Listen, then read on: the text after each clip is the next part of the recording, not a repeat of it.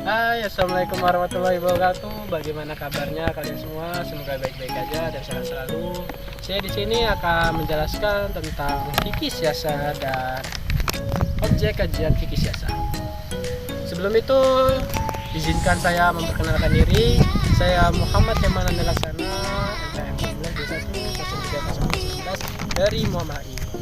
Adalah fikih siasat. Fikih siasat itu dibagi menjadi dua, fikih dan siasat.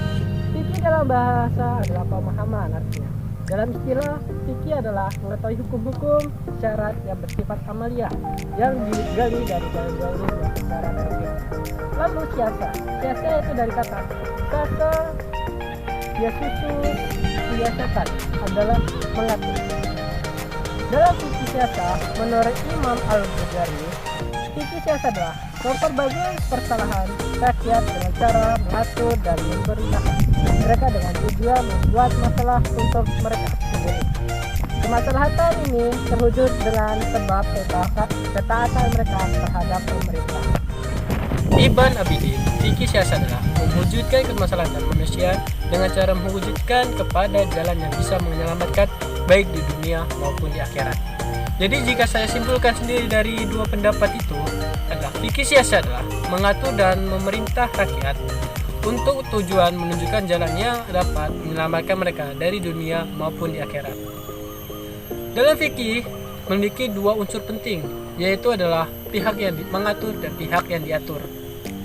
Lalu siasah memiliki dua model. Yang pertama adalah model syariah, kedua adalah model wadiah. Siasat syariah adalah siasat yang berorientasi pada nilai-nilai kewahyuan model politik yang dihasilkan oleh pemikiran manusia yang melandaskan etika agama dan moral dengan memperhatikan prinsip-prinsip umum syariat dalam mengatur manusia hidup, bermasyarakat maupun bernegara.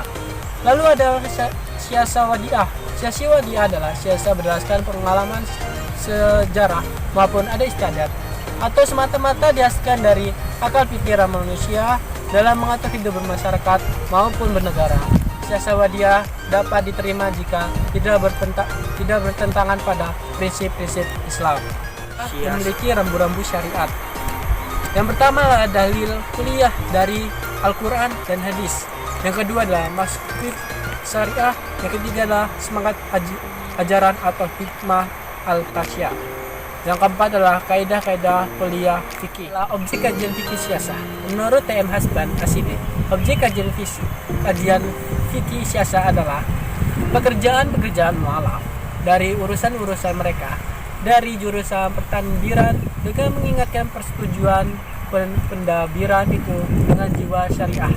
Dan kita tidak peroleh dalil-dalilnya yang khusus dan tidak berlawanan dengan sesuatu nasah atau nasa-nasa yang merupakan syariah amalah yang tetap. Fikih siasat memiliki 4 bidang menurut Fakultas Syariah. Bidang yang pertama adalah fikih dusturiyah, yang kedua adalah fikih maliyah, yang ketiga adalah fikih dauliyah, yang keempat adalah fikih labiyah. Fikih dusturiyah adalah fikih hubungan mengatur antara warga negara dengan lembaga negara yang satu dengan warga negara dengan lembaga negara yang lain dalam batasan-batasan administratif suatu negara.